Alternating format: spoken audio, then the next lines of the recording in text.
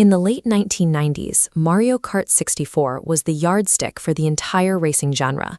It defined the couch multiplayer experience, setting a benchmark for accessibility and fun that every competitor was forced to answer to.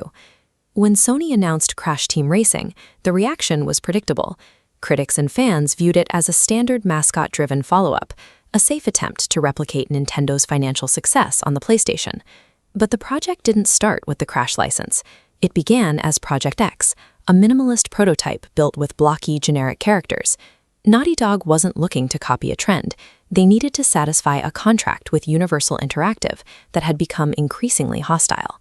The relationship with Universal was so fractured that the team worked in offices without air conditioning, while their corporate bosses took the majority of the profits. This tension broke into open rebellion when developers brought a remote control car into Universal's executive conference room, leaving tire marks around the boardroom table.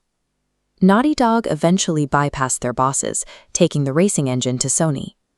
Recognizing the quality of the technology, Sony secured the rights to the Crash IP to turn Project X into a flagship title. Crash Team Racing wasn't a corporate copy, it was a high-performance engine built out of technical necessity and developer defiance, arriving just in time to challenge the established leader. Engineering this challenge meant working within the PlayStation's strict limitations.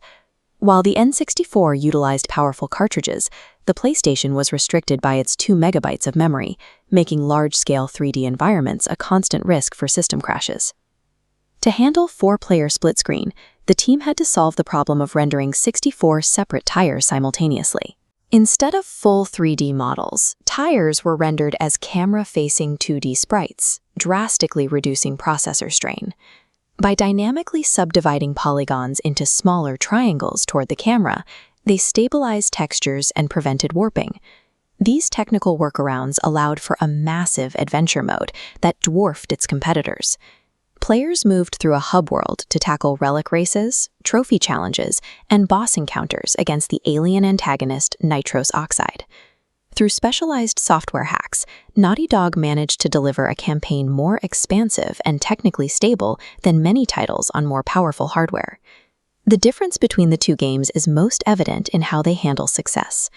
Mario Kart 64 relies on rubber banding and powerful item drops to keep the pack close, often penalizing the player in first place to create a sense of competition. CTR prioritizes input precision. Its power slide requires the player to initiate a drift, then rhythmically tap a second trigger for consecutive speed boosts. This visualization illustrates the track's invisible logic. Every slide and hang time adds to a hidden reserve system. High-level play becomes geometry. The red path is the shortest, but a wide, snaking blue line generates a larger bank of reserves for straightaways. Mastering this system leads to ultimate sacred fire, a state where the kart reaches its maximum possible velocity. If the player manages their reserves perfectly, they can maintain this top speed for an entire lap. The reserve system changes the dynamic of the race. While randomized items are still present, the ability to bank and chain speed creates a meritocracy where the most precise driver can consistently outpace the random chaos of the track. Crash Team Racing was Naughty Dog's final contribution to the franchise. The studio pushed the PlayStation hardware to its absolute limit, leaving behind a polished racing engine as they transitioned to the next generation of hardware.